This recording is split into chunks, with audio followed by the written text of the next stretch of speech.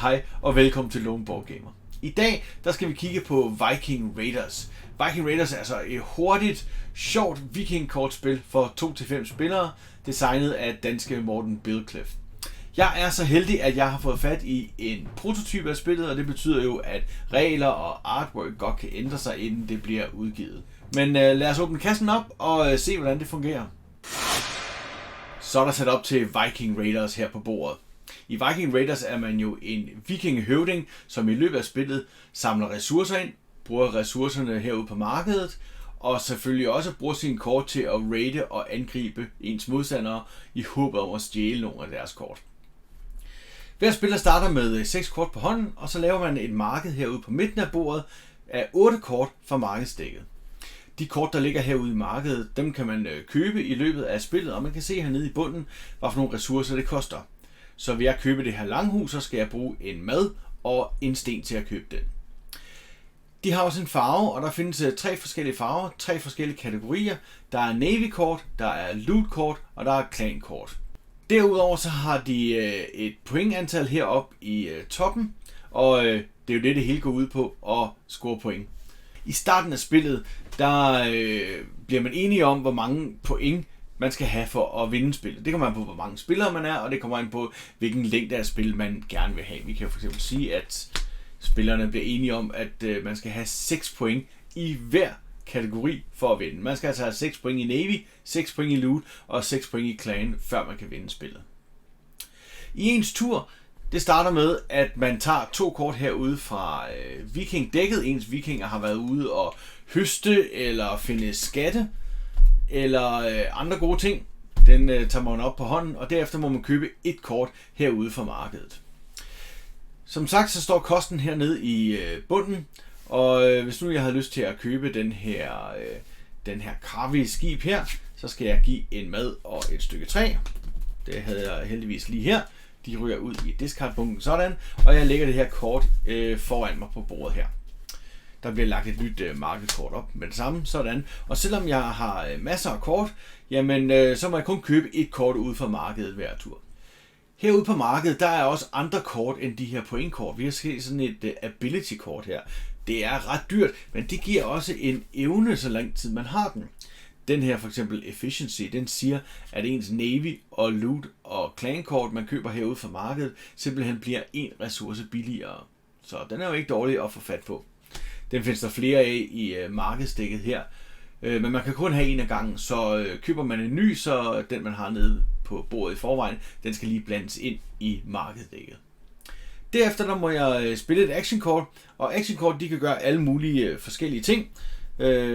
De kan gøre nogle onde ting med mine modstandere, for eksempel den her, hvor jeg må tage 2 tilfældige kort fra min modstanders hånd. Det kan være, at der er nogle kort, der gør, at jeg må tage kort fra bunken her, eller købe kort herude i markedet med rabat, selvom jeg allerede har købt et kort. Har jeg flere actionkort, så må jeg også kun spille et af dem.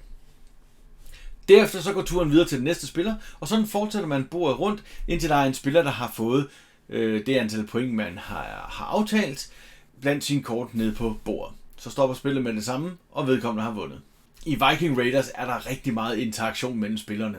Der er de her actionkort her, de gør mange forskellige ting. Man kan stjæle kort, eller man kan gøre livet surt for ens modstandere. Og en af de helt store måder at gøre livet surt for sine modstandere, det er selvfølgelig at raide dem. De her raid-kort, de findes i mange forskellige afskygninger, og der står simpelthen på dem her, at jeg må raid another player. Så jeg vælger min modstander og angriber ham, og lad os se, hvordan det fungerer. Når man raider de andre spillere, så har man mulighed for at stjæle et af deres kort, som de har liggende nede på bordet her.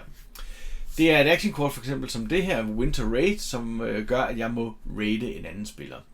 Jeg har valgt mine modstandere her, og skal vælge enten Loot-kortene, Clan-kortene eller Navy-kortene, som jeg gerne vil raide og forhåbentlig stjæle. Jeg vælger selvfølgelig Loot-kortene her, fordi der ligger en masse gode point, der bare venter på at blive stjålet af mig.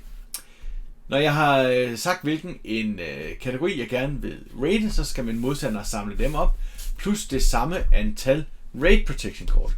Så i det her tilfælde tager min modstander altså 4 Raid Protection kort. Sådan her. Tager alle kortene og blander dem godt sammen. Derefter får jeg så lov til at trække et af de her kort, og lægge den til mit bord. Trækker jeg et Raid Protection kort, så desværre så var mit Raid ikke succesfuldt den her gang. Jeg har blandet kortene, og jeg tager tilfældigt lidt. Desværre, Raid Protection, jeg fik ikke lov til at stjæle et kort. Var jeg så heldig at få et af de andre kort hjem, så lægger jeg det bare direkte til mit bord sådan her, og får det antal point, der står oppe i hjørnet. Hvis jeg nu var så heldig, at jeg raidede den her trone her, så står der hernede i bunden, at jeg skal have 2 loot victory points for at have købt det her kort. Men jeg køber det jo ikke. Det er allerede købt i min modstander. Jeg raider det bare og stjæler det, så derfor kan jeg sagtens have det her kort, selvom det kommer med en tekst hernede i bunden. Der findes også raid-kort, som gør lidt mere end bare at raide en anden spiller. Vi har for eksempel sådan en som den her Night Raid, som siger, at hvis man lykkes i det her raid, altså fik et rigtigt kort og ikke et Raid Protection kort, jamen så må man tage en action mere. Der er også nogle kort, der siger, at man må tage en action, hvis man ikke er succesfuld, eller gør nogle andre effekter. Når raidet er overstået, så tager man de her Raid Protection kort igen, og lægger ud i dækket, sådan der, og min modstander får så sin kort tilbage. I markedsdækket, der er også blandet 2 specielle kort. Der er blandet det kort, der hedder Stormy Seas, og Ragnarok-kortet. Fælles for de her 2 kort er, at de ligesom ryster tingene op. De gør, at man mister nogle kort enten fra bordet eller fra hånden. Man sender kort til højre, man sender nogle kort til venstre. Og meget sådan tematisk virkelig giver en stor omvæltning, og har lige så mulighed for at ryste posen lidt. Når man så har spillet et par spil Viking Raiders, og har lyst til at gøre det lidt mere avanceret, jamen så kan man introducere de her Chief Cards. De her Chief Cards, de giver spillerne en speciel evne, som varer hele spillet. I starten af spillet får hver spiller en udleveret, og i det her tilfælde, for eksempel hvis jeg har fået King Canute, jamen så hvis mine gule kort, altså hvis mine loot-kort, de bliver raided, så har jeg mulighed for at blande 2 mere Raid Protection kort ind. Så der er altså lidt bedre beskyttelse, hvis folk prøver at raide mine loot-kort. Når man spiller med de her Chief Cards, så er der også mulighed for at spille med 3 andre regler. Det er blandt andet, at man kan købe Raid Protection kort. Hver Raid Protection kort, man køber, det koster en ressource, og altså gør det lidt sværere for modstanderen at trække de kort, som de går efter. Derudover så kan man, udover at købe de her 8 kort, der ligger ude på markedet, jamen så kan man faktisk købe det øverste kort fra markedsdækket.